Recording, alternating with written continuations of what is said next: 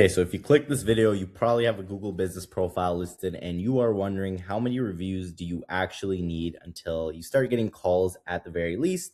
And also you might be wondering, well, how do I rank number one on Google Maps for my specific business category in my city?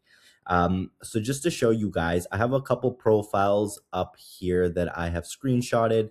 So in the city of Newmarket, by the way, I run a automated plumbing business. So the way my business works is I make these profiles, I rank them, I get the leads, and then I contract all the work out. So I'm getting around 15 leads a day. 50% of those convert to inspections, around 5 jobs a day. Average tickets around $700.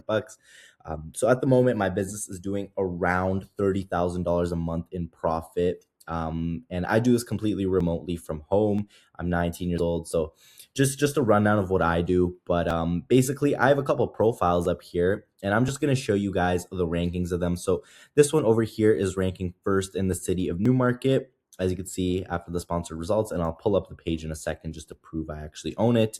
As you can see over here, ranking second in this city of Oshawa. And then in the city of Brampton, I have this page over here ranking first.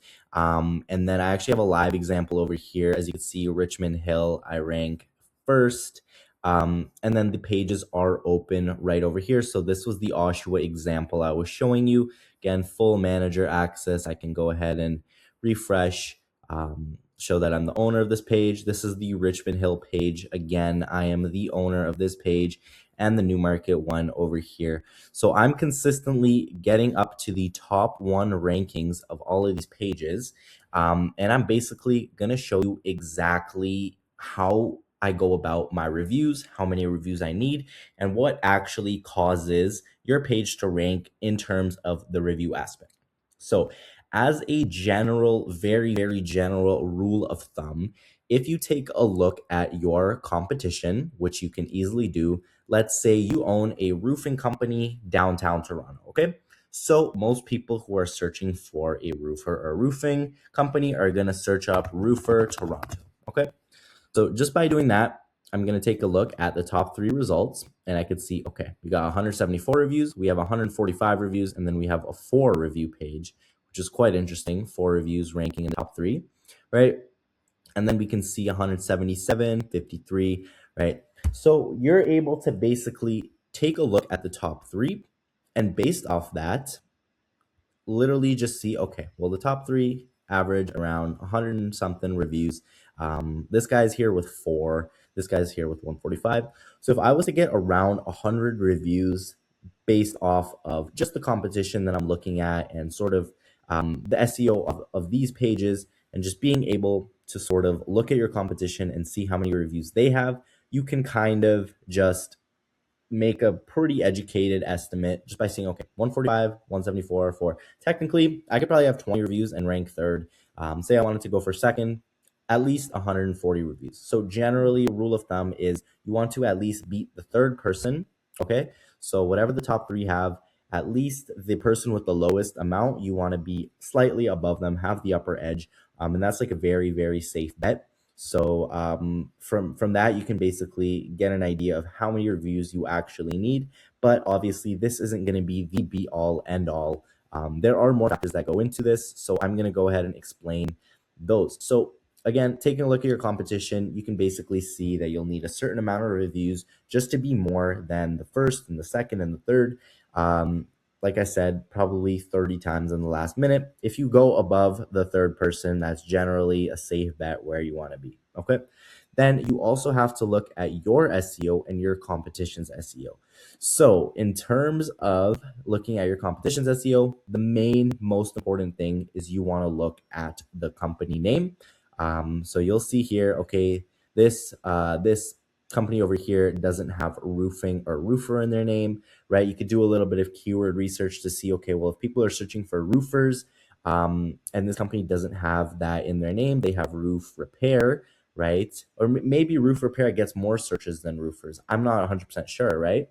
So you basically do your keyword research, see what people in the area are actually searching for, and then you can take a look at your top 3 in your city, your competition, and from there, you can see, okay, well, if people are searching for roofing, right, that might be a reason why this guy with only 4 reviews is already ranking third because people are searching. There's maybe 2,000 searches in Toronto for roofing, whereas there's only 500 searches a month for roofers and roof repair. Okay.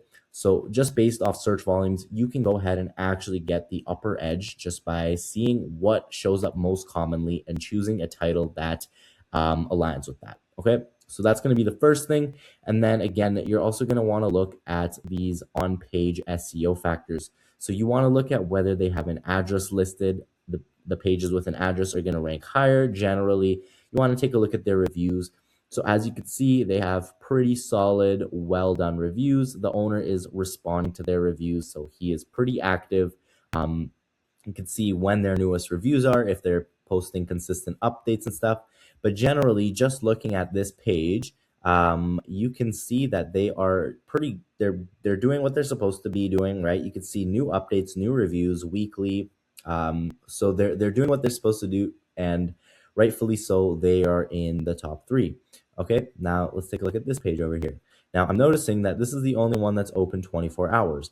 That is most likely the reason this page is ranking so high right now. Maybe if I check in the morning, this page isn't going to rank high. But why would Google suggest a closed business to you, right? That's no good. So again, Google is always just optimizing for its searchers. If I'm looking for a roofer right now, for reference, it's 12:53 in the morning. So obviously these guys have their hours set as closed. This guy's probably not going to pick up the phone, but just having his hours as open is another signal that Google will basically push your page higher, which is why at only 4 reviews, he is ranking third at the moment. Okay. Now again, looking at this page, you can see whether they are doing the right things or whether they are not doing the right things. So let's take a look. How often are they getting reviews? Well, you can see it's been a month since their last review.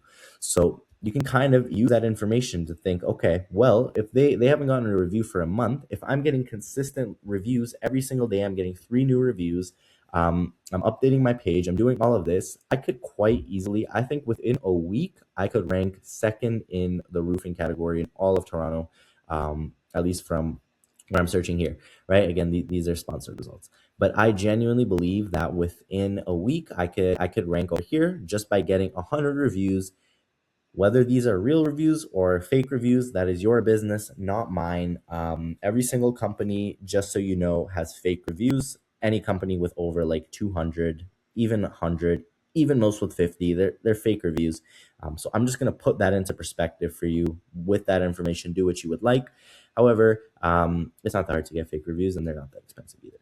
But as I was saying, I genuinely think that just looking at this review count, it's not that high. Like, again, I have pages with several hundreds of reviews.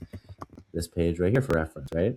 I've got several hundred of reviews on this page, 303 reviews, but that doesn't mean that I'm gonna rank first necessarily, right? Because I take a look at the competition that I have going on here, right? And you can see, well, John the plumber, he's got me beat. Okay, Mr. Rooter's got me beat a whole lot, 2,300 reviews, right? By the way, like if you guys think these are real, come on now, right? 600 reviews, 250 reviews, right? And I'm all the way, where am I? I'm all the way down here with my 303, right? So you can't just, there's no answer to the question where it's like you need 100 reviews, because with my Richmond Hill plumbing page, 73 reviews, I'm ranking first.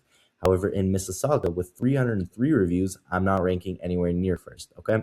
So that is basically how you want to gauge your competition and how many reviews you're going to need. And then, like I was saying, consistency. If these reviews are flowing in consistently, that's a huge boost to your page. Google likes human activity. Google likes interactions. Google likes to see that you are an active operating business who cares about his presence on GMB, and they will reward you for having consistent reviews and consistent traffic.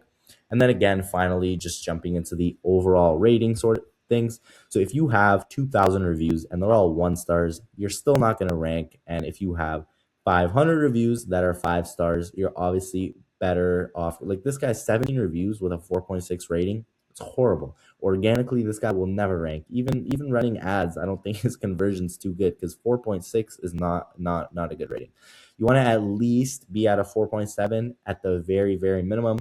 4.8, I would recommend. I would honestly say, like, really you want to be at a 4.8 or higher.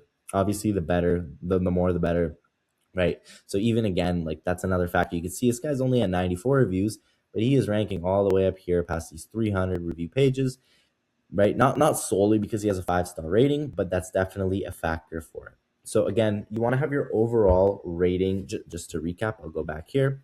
So you want overall rating to be at least a 4.8. Okay. You want to be daily / every other day getting reviews, right?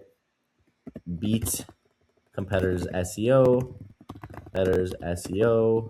so you don't need as many reviews, right? And then if you have all of these in place, set in stone, and you have at least more than third rank, if you have all of these and then more reviews than the third person ranking in your city, you are literally guaranteed to be in the top 3 of your city, which is where like 80% of searchers go. All of the volume literally goes to the top 3. You're pretty much going to like triple your leads just by going up from like 5th to 3rd. So you really do want to be in the top 3. But as I said, the more reviews, obviously, the better. But these are also huge factors in itself. So that's basically it. That's kind of how you want to go about your review count.